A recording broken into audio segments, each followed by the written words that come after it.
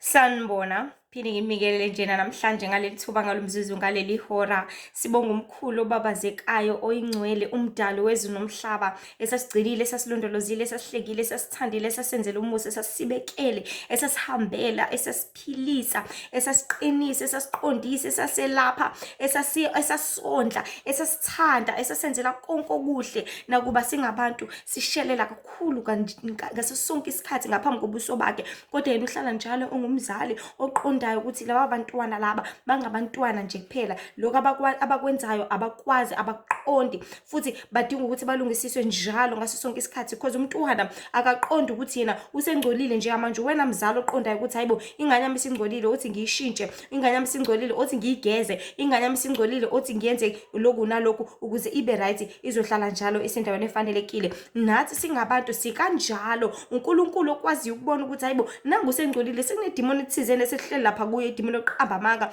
Nangu usengcolile, sekunomoya othizeni ohleli lapha kuye, umoya umenza ukuthi alibele iphila impilo engafanelekile, egcine engayenzi intando yami ngenxa le moya lo libele uhleli naye uvumela, enganakile, engaboni, kodwa eqhubeka ehamba ngaleyo ndlela. Ngoba abantu baNkulunkulu uma singahambi ngomoya, singabantu sihamba ngenyama, that is when all the spirits akhona la emhlabeni engena kithina, ngoba wona afuna inyama, afuna lo mzimba lo uNkulunkulu akubusise ngawo, ufuna leli gumbi, because awanawo amagumbi wona, awanazi izindlu, awanawo amakhaya, ayagodola lapha ngaphandle, alambile lapha ngaphandle, futhi aphatheke kabi, futhi awekho right lapha ngaphandle, kodwa adinga imizimba la ezondleka khona. Hlale-ke kuwena lelo demon ndini lokuphuza, londleke kuwena. The more uphuze liyondleka, lona liyakhula, liyanda, lenza nanoma yini. Lelo demon lelo lokudla udle kakhulu liyondleka, wena ubhizi uyadla, awunakile, utshela ukuthi I'm just enjoying myself, lokudla kumnandi nani, kanti ubhizi uwondla leli demon lokudla kunoma ngasafanele, londleke, likhule, ligcine selikuphatha, selikubusa. And another thing bantu baNkulunkulu esengiyifundile, especially from ama-experience ami self, ukuthi ezintweni zonke bantu baNkulunkulu kumele hlezi sazi ukuthi amadokodo ethu angamadokodo kaNkulunkulu. Uma singakwenzi lokho, uma singakuqikeleli lokho, ila khona imimoya ithola intuba ukuthi wow, okay, ngaze ngamthola finally, ngaze ngamzuza at last, ngaze ngakwazi ukuthi nami ngimsebenzise. Because ngale nkathi uhamba ngomoya abantu baNkulunkulu, into emele siyazi siqonda ngaso sonke isikhathi, uhamba noNkulunkulu. Izinto zonke awuzinaki, uzishaya indiva, awunendaba nazo, but ngale nkathi ushelela, because it's not about ukuzila, it's not about ukukhuleka, because amadimoni ayakhuleka, akhuleka kusathane, amadimoni azila izinsuku eziningi ukuze wena ungazili as ikholwa. So kunento efanayo kithi, but into ehlukile iyodwa, ukulalela nokuthobela nokwenza intando kaNkulunkulu. Iyona into ethusa usathane ke leyo, iyona into esabisa usathane. You can pray as much as you like, ungabashiya umemeze, ungacula ngemindlela ongacula ngayo, ungazila for many days, uzace uzube mgakanani, but if ungayenzi intando kaNkulunkulu, ungalaleli, ufile you are dead, awuyilutho. uKristu akakwazi. That is why uKristu in kwamanye ama-testimonies nje bengawalalela esho ethi abazalwane abafuna ukucela i-advice yami, because bahleli lapha emhlabeni bathunywe yimina, but abafuna ukucela i-advice yami ukuthi benze njani, bahambe kanjani, baphile kanjani, because imina owaziyo zonke izinto ezenzakala lapha emhlabeni, imina obonayo zonke izinto futhi ababhekene nazo, imina owaziyo ukuthi benganqoba ngo-1 no-2 no-3 Jesu, njengoba uKristu wafika wasiyaleza ukuthi ninganqoba konke ngoyebo nangoqhabo, okudlula lokho kuvela kokubi. So uKristu yena owaziyo zonke izinto ukuthi zimi kanjani, zenza kanjani, nathi singaphila kanjani, because uKristu uphilile nale moya le khona njengamanje ezulwini, uyayazi, uyayiqonda. Ngale kathi isilwa naye yaphonswa la emhlabeni, njengamanje ibhekene nabani, ibhekene nathi leyo moya leyo. uKristu ufuna sicele kuyena i-advice ukuthi hayibo, naye le moya sibhekene nayo, senze njani njengamanje, sixhumane naye each and every day, ngokukhuleka, ngokuzila, ngokufunda izwi, nangokwenza intando kaNkulunkulu. Ngaleyo ndlela if sixhumana nezulu njalo, sizokwazi ukuthi sobhekana kanjani nalabathakathi sebegcwele kangaka, sobhekana kanjani nalamadimoni asegcwele kangaka, sobhekana kanjani nalemimoya esigcwele kangaka, sobhekana kanjani na wonke luhlobo lwespirit olulwisana nabezulu, obuliswana nabangcwele, obulisana nabo bonke abenza nabathanda benza intando kaNkulunkulu. uKristu ufuna ukuthi sibuze yena, sicele kuyena okhiye bokuvula yonke leminyango, sibuze kuyena kwabakhulayo ukuthi hayibo singenza njani, njengoba abafundi bakhe babuza ukuthi hawu, wena Jesu wakwazi ukuthi umphilise, thina sihlulwe yini ukuthi sikwenze lokho. Wathini? Angithi nokholo okuncane nini.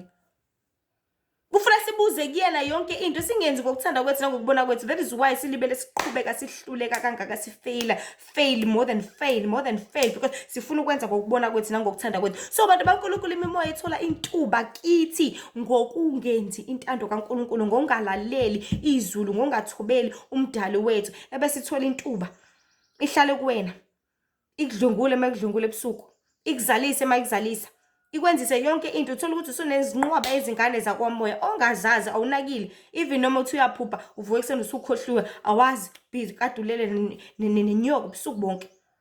Kuningi bantu baNkulunkulu esibhekene nakho lapha emhlabeni, kuningi futhi esidlula kona nathi njengezithunywa zaNkulunkulu.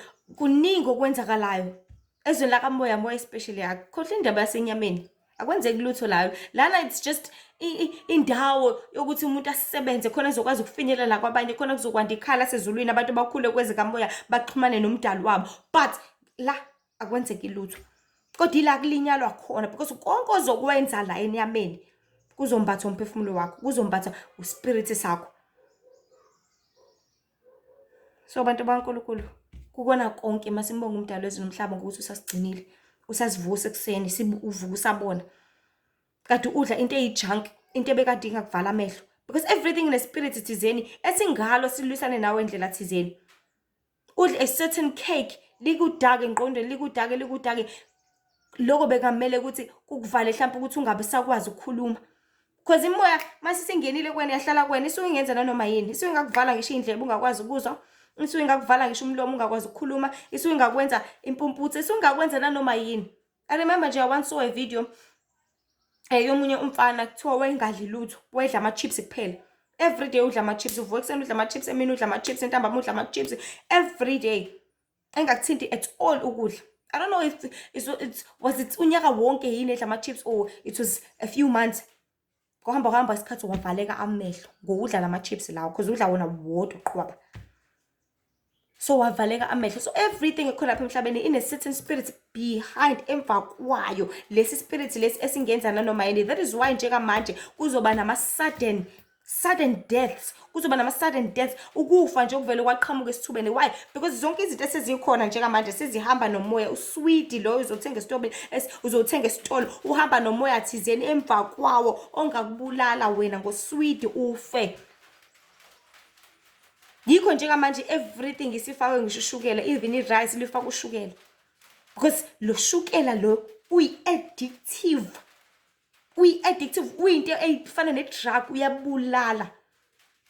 Lo shukela lo awukho right, uhamba ne-spirit thizeni esizokulimaza wena emzimbeni nasedokodweni lakho uNkulunkulu akubekele lona ukuthi uhlale wenze intando kaNkulunkulu. Bese usuyi-addict yalo shukela, uhlezi wena ufuna itiye ngaso sonke isikhathi, awuphili ngaphandle kwalo. Ukhuleka nini? Umkhonza nini uNkulunkulu? Uyenza nini intando yakhe? And zonke lezi zinto sezikhona abantu baNkulunkulu, mina uNkulunkulu sengi-experience izinto eziningi kakhulu. Even the food itself ukwenza ukhohlwe, ukwenza uwevila, ulale, ukwenza ulibale yonke into. Bufuna ukwenza into manje, hawu usulibele. Cabanga into edwe ikhuluma manje usuyikhohliwe. Ukhuluma lento manje, ukhulume enye, le edwe ikhuluma manje usuyilibele. Hawu enza ingqondo nje ibe blurry, sabalale. I don't know. That is why ngampela zonke lezi zinto ziyisithumba mphefumulo, because in your soul ila ukwazi ukukhumbula khona, in your soul ila khona ufika umoya kaNkulunkulu ukwazi ukukhuluma nawe, because ukhuluma nomphefumulo wakho, ukhuluma lento le dokodo leli. Cha, le ndaba efana nokuthi umzali wakho eqhamuka ngaphandle, uzokwenza njani akhulume lapha ngaphandle? No, uzofuna ukungena ngaphakathi, angithi khona ezokhuluma kahle nawe usendlini, nisendaweni enokuthula efanelekile. Fana nasemzimbeni wakho ke umoya kaNkulunkulu uzofuna ukukhuluma nawe ngengaphakathi lakho, la uzokwazi ukumlalela khona, because indlebe zangaphandle uzothi uNkulunkulu ukhuluma nawe zibhizi zilalela umculo lapha udlala lapha emgaqweni la udlula khona. Iteksi idlale bzuzu ulalela umculo, awusamuzwa uNkulunkulu ukuthi uthini. Kanti bekhuluma nengaphakathi lakho, that is when uzomuzwa umthobela. That is why in most cases uNkulunkulu akakhulume in our sleep. uJob usho njalo. Athi la ngifika kuwe usendlulini zobuthongo la ulele, because usekuthuleni ngampela ebusuku. Especially more especially ekseni around 3-4. Lapho khona uNkulunkulu ufika khona impela akhulume nawe, akutshele zonke izinto uthi yabona ke buka kwenze ukuthi lalela ke, yenza kanje lalela ke. And kwenzeka izinto eziningi bantu baNkulunkulu lesi sikhathi siphila kusona njengamanje. Ubumnyama buyasebenza ngamandla. Amakholwa alaleleni wona. Amakholwa awasebenzi ngani wona. Amakholwa awavuki ngani wona akhuleke.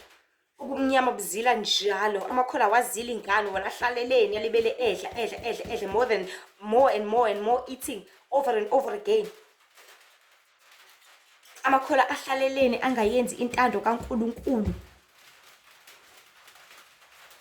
It is because mhlawumbe uNkulunkulu akasenzisi ngenkani. It is because mhlawumbe uNkulunkulu akaphoqelani njengesithi sithi sikushaye ishambo sikubhonye sithi uzoyenza lento uzomenza lo angazili ukudla uzozila ngenkani. Sikufoselele. That is why bephila kabuhlungu kangaka. Makholo izulu liprepare izinto ezinkulu eziningi ezimnandi more than lesa la emhlabeni. I don't want to lie, lesa emhlabeni ezimnandi yesu. Kumnandi ukudla kumnandi kwase restaurant sizeni. But uzodinga imali izodinga ukuthi usebenze. Ukusebenza kuzodinga ukuthi uvuke ekseni akumnandi. Wenza into yodwa every day akumnandi.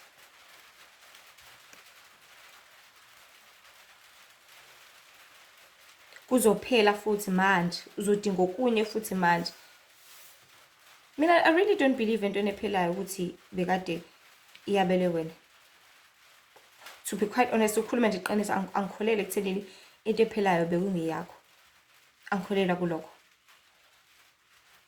Kholela ekuthenini into ebekade kweyakho iba yakho nangempela. Kufana negift.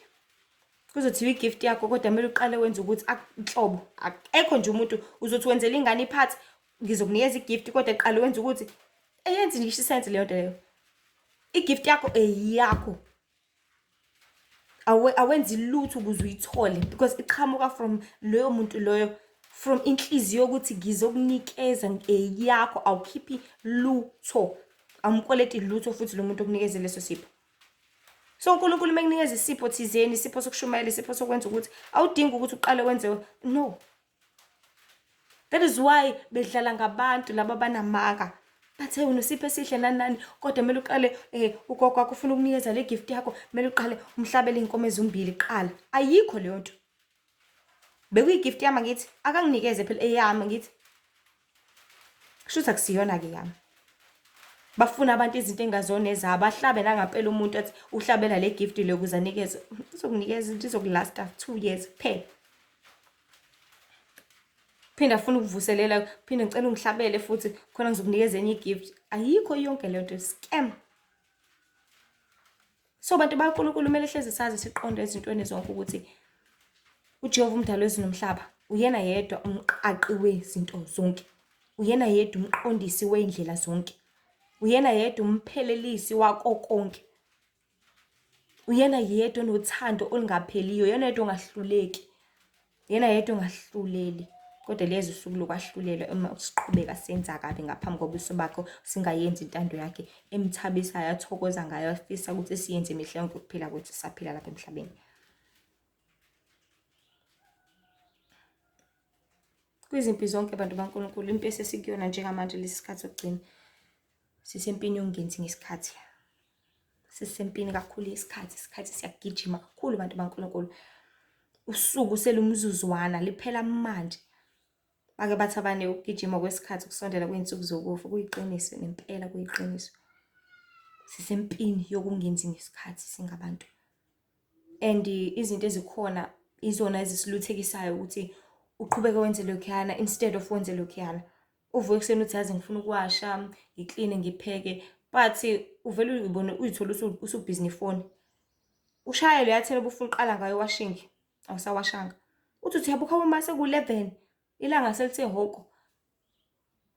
Usuyaqala ke manje usiyawasha usiyatatazela nakhona wenza kancane nanana usaphekile nokupheka ubufuna ukupheka ujeqe nobhontshisi awusiyothatha isikhathi nakhona uzokhodla uzogcina usuwenza ungekona. And mase wenza ungekona awusathabile awusathokozile because ubufuna lokho. But wahluleka ukuthi ukwenze ngesikhathi okuyisona sona. Enye into emosha kakhulu isikhathi ile ndaba yokudla.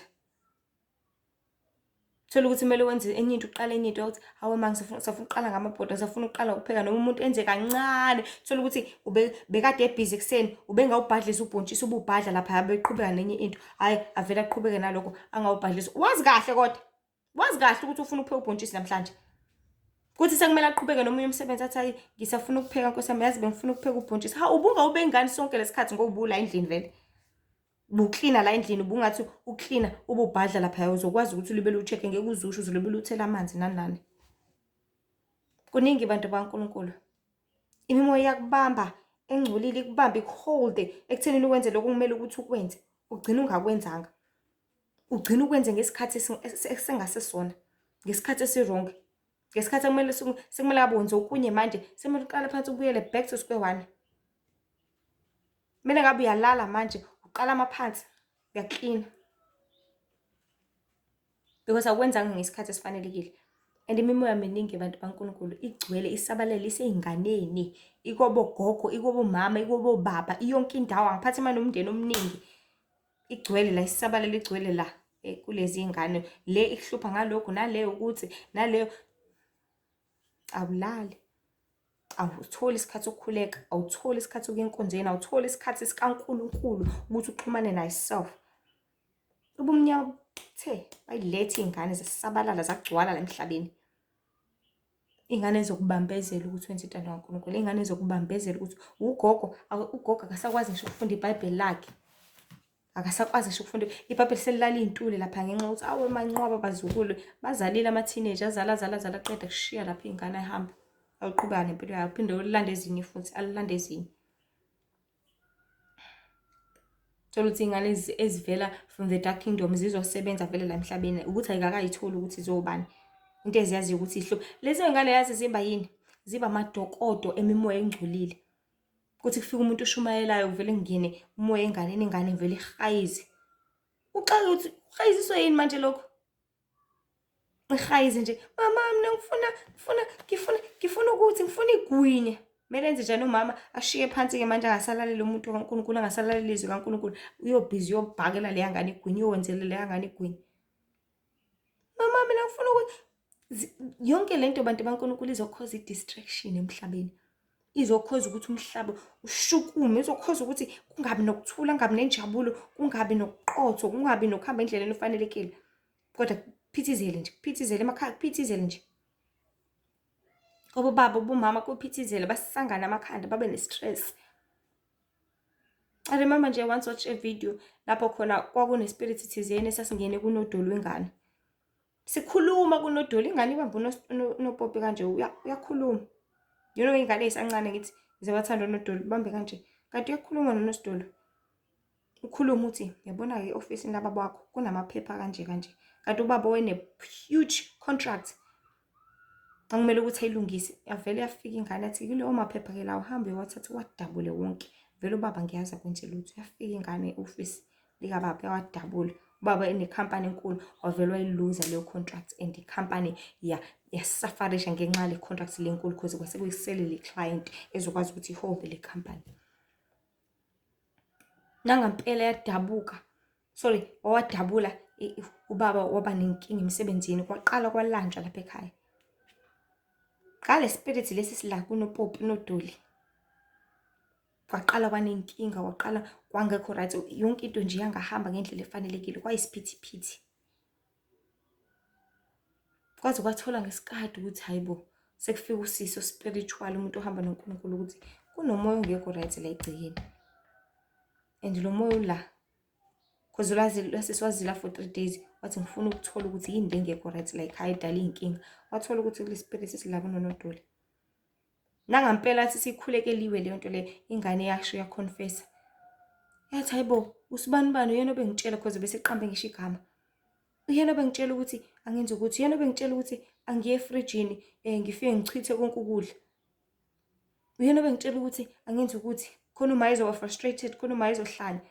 Uyena obengitshela because imimoya iyazi ukuthi uthandani, iyazi ukuthi uzondani, iyazi ukuthi ucasulwa yini, iyazi ukuthi ingafinyelela kanjani kuwena ngendlela ezokushukumisa ikunyakazisa. So uma isebenzise leyo ndlela leyo awusekho right wena. usuka very high spirits uye lapha phansi. Because umuntu uma ecasukile usuke la phansi, usuke engenzeka noma yini kuyena.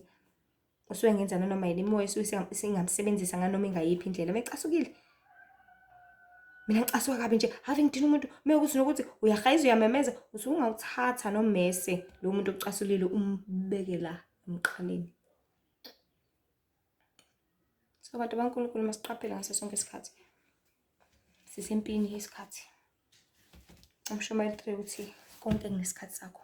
Ngiyaphinda konke kunesikhathi sakho. Yonke indaba inomzuzu wayo la phansi kwezulu. Kunesikhathi sokuzalwa, kunesikhathi sokufa, kunesikhathi sokusiphula kunesikhathi sokuqoqa amatshe, kunesikhathi sokwasakaza. Kunesikhathi sokutshala, kunesikhathi sokuvuna, kunesikhathi zakho konke okwehlukahlukene. Wena kunanzuzoni kulomshiyashiya oshiyashikayo.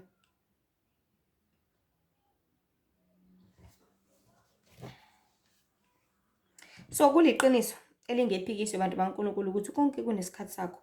Yonke indaba inomzuzu wayo phansi kwezulu. Futhi sonke siyazi ukuthi konke kunqunyelwe isikhathi kulindeleke ngaso. Konke okunqunyelwe isikhathi kulindeleke ngaso leso sikhathi. Njengasemsebenzini uma ngena u8 ekseni, wonke umuntu ulindele ukuthi afike ngo8 noma ngaphambili. Kanjalo nasesikoleni. Uma ufike emva kwaso isikhathi, uthola usujeza ngendlela ecabangekile ngaleso sikhathi. Whether uthisha ukujezisa ngokuthi acoshisa amaphepha, ukujezisa ngokuthi uyashawa, akujezise ngokuthi akumise eminyaka athi ungangenje eklasini lami late, akujezise nanoma ngayiphi indlela ayicabangayo ngaleso sikhathi. Nasempilweni uma kwenzeke isithembiso thizeni, mhlasimbe sokubonana ndawona thizeni nomuntu thizeni, ngosuku thizeni nangehora thizeni, othembekile wafika ngaso, uyake alinde. Uma omunye simeqe kakhulu wangabika, uyaphoxeka. Othembekile mhlasimbe azaduba zahamba. Akukho mnandi bantu baNkulunkulu ugibele uye etown nohlangana nomuntu ufike ngempela mhlawumbe nje ufike early ngo10 minutes, hayi uhlala uthi hayi vele usazoqhamuka naye. Uphela u10 minutes sishaya isikhathi ngqo, sidlule isikhathi 15 minutes, sidlule 30 minutes. Hawu kwenzakaleni kanti? Mhlawumbe uthi amfonela ngabe bangisho ucingo, mhlawumbe uthi amfonela qamba mangathi ayingeza lapho in 5 minutes. 5 minutes uphenduke i-hour uzodlula uze uhambe, okungeyona into emnandi ngoba wena wenze njani, usigcinile isikhathi. So lapha emhlabeni sihlezi senze ithembiso, sijabulile. Usenze isithembiso kade sanda kwamela uJesu Nkosi emsindezi, uthi nje Nkosi ngizokukhonza mihla yonke ukuphila kwami, Nkosi nje mina ngizokwenzela ukuthi, Nkosi mina ngizonikela, Nkosi mina ngizokuhlabelela, Nkosi mina ngizokudumisa, Nkosi mina ngizokwenza usho yonke into ngoba usajabulela ngithi kusamnandi kusanjiya. And futhi sihlezi senze ithembiso sijabulile, silangazelela futhi sifisa ukuthi zigcineke zonke ngendlela esithanda ngayo. Kepha ekugcineni kungenzeki kanjalo. Nempela silwa impi enkulu bantu baNkulunkulu yokungenzi izinto ngesikhathi sazo, okugcina kuveze okukhulu ukungathembeki, ukungazimiseli nobuhula ngendlela umuntu angacabanga ngayo ngaleso sikhathi. Uyabona njengoba emsebenzini unqunyelwe isikhathi, uma ungasigcini amahlandla aze abe maningi bese uthola isexwayiso, uthola iwarning, uze uphelele ekuxoshweni ngoba usigcina isikhathi libele nje njalo. Kanjalo noma sihamba noNkulunkulu bantu baNkulunkulu masazi ukuthi izulu lisebenza ngesikhathi. Izingelosi nomdali wethu unemizwa, unemithetho efanayo njenganathi singabantu. Kunomthetho esikoleni nasenkonzweni, kunomthetho. Kunomthetho emsebenzini nasekhaya izolini kunjalo kunomthetho. Ngoba kahle kahle yithi abantwana abalingisa yena, abenza njengaye, abazwela njengaye futhi abahamba njengaye. Yithini emele silingise yena? Hayi ukuthi uNkulunkulu uzolinda thina, uChristu no. Yithini emele silinde yena kahle kahle. Kuningi esike sikwethembise phambi kwaNkulunkulu umdali wezulu nomhlaba, kepha ekugcineni sitholakale singakugcini. Nakuba sisuke sithanda okubiza ukuthi sizibuyisele kuye ngaso sonke isikhathi, ngoba uma sithatha ngokuthi hayi vele bekumele kube kanje, kungenjalo siqhutshwa izinkanuko zethu Yilapho silahleka khona abantu bakaNkulunkulu, ngoba izingelosi ziyafika ngaleso sikhathi. Uthi ngizokhuleka njalo ngo-6, 6 ingelosi sila. Ngizokhuleka njalo ngo-12, ngo-12 sila. That is why in most cases abantu bakaNkulunkulu, even noma i-alarm lami lingekho eduze kwami, ngiyakwazi ukuzwa ukuthi hayi sesishayile isikhathi sokukhuleka manje. Uzwe egazini because umoya kaNkulunkulu usuke usufikile uthi hayi bo, ngale sikhathi ujwayele ukukhuleka sisi, wenza njani manje, namhlanje wenza njani. Uyakukhumbuza, uvusa ngisho usebuthongweni, ulele ujwa uvuso abe ukhuleka. La amadimoni asefikile acishe i-alarm because ayakwazi ngisho ukwenza lokho abantu bakaNkulunkulu, ngiyakutshela. Alicishe i-alarm lingakhali at all. Moya kaNkulunkulu ukuvuseke. Uthi oh nicishe i-alarm ngizomvusa mina, relaxani. Cisheni lelo alarm asinendaba nalo. Kusalayo vele uvuse yimina, angisidingi. So ziyafika ingelosi zizolanda umkhuleko wakho. So inkulu ngempela abantu bakaNkulunkulu impi yesikhathi. Kangangokuba kusetshenziswa yonke into engasebenza ukuvimbezela nokuthikamezisa icebo osuke unalo ikakhulukazi likaNkulunkulu, ngoba ngaso sonke isikhathi singabantu sihlezi sihlela izinto ngendlela esithanda ngayo. Uhlela ngendlela ethanda ngayo ukuthi yazi uNkulunkulu ngithanda ukuthi ngimdumise kangaka namhlanje, ngithanda ukuthi ngikhuleke kangaka namhlanje, ngithanda ukuthi ngimenzele ukuthi. Uhlele ngangempela because uyayithanda le nto, uyayilangazelela, uyayifisa. Kodwa uzolwisela yona leyo nto leyo ngoba uyayithanda. Ngoba kumele sihlezi si-frustrated, sihlezi sidangele, sihlezi sikhala, sihlezi sixakekile, sihlezi sisenkingeni, sihlezi singajabulile. Kuze gcina kwamukeleka ukuthi okay, sho impilo kanjena. Kanti sinamandla okwenza konke ngayo esiqinisayo. Kumele sicele kuye konke ukuze sizonqoba ngaso sonke isikhathi. So sihlezi sihlela izinto ngendlela esithanda ngayo ukuthi zenzeke. Kodwa uthola ukuthi uzovinjelezela ukuthi usadla kunokuthi uhambe. Hawe mangisadla kusami sishaya isikhathi sokuhamba, itaxi izokushiya usadla kodwa.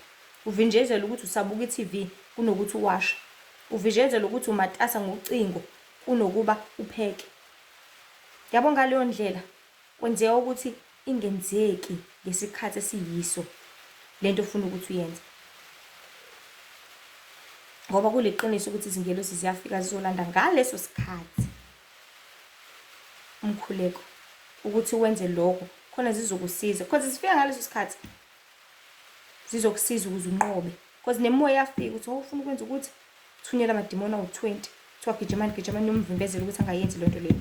Kanti nomoya kaNkulunkulu naye uNkulunkulu uzothumela ingelosi, gijimani niyomupha amandla ukuthi akwazi ukuthi akwenze lokho. Because abantu bakaNkulunkulu sisempini la, kuyaliwa sempini, sibombene nanyama nagazi, sibombene nemimoya nabubusi balelizwe. So kuningi sidinga amandla kamoya kaNkulunkulu azosisiza sikwazi ukunqoba ngayo sithandayo. So kuliqiniso ukuthi ingelosi ziyafika ngaleso sikhathi ukuthi wenze lokho khona zizokusiza. Kodwa uma kwashaya leso sikhathi wangakwenza, ziyahamba usala usukwenza wedwa. Usala usukwenza kabi futhi ngoba uhlulekile ukwenza ngesikhathi esifanele leso obukade uhlele futhi wethembise ukuthi uzokwenza ngaso. Ngiyazi esikhathini esiningi ezinye izinto zivimbezeleka ngenhloso abantu bakaNkulunkulu ngenxa yezizathu eziphathekayo, kodwa kubalekile ukuqikelela nokukhulekela ukuthi uholo uNkulunkulu kuyona yonke into nangaso sonke isikhathi ukuze kuzoba kuhle kuwe konke futhi kube nempumelelo. So abantu bakaNkulunkulu sohlezi sivimbezeleka, uzohlezi unqanda umiswa khona uzokubheda, khona uzokwehluleka, khona uzongenzi kahle. Kodwa siqikelele ukuthi siphenduke ngoba izulu lifuna lokho. Lifuna ukuthi uphenduke la ubhede khona, wabona ukuthi yazi ngenile la ngibhedile. Phenduka phela ufuna ubuso kaNkulunkulu. So nangesikhathi ngalomzuzu abantu bakaNkulunkulu ngaleli hora uJehova athanda sibuke ngesikhathi esiphila kuso ukuthi konke sekuguqukile manje. Akusenzeki ngendlela efanelekile ngenxa yokwanda kokubi nobumnyama, izigqila zesitha ezisebenza ubusuku nemini ukuthikamezisa nokuvimbezela abantwana bakaNkulunkulu ukuthi benze intando kaNkulunkulu. Kepha masizabalaze khona kunjalo.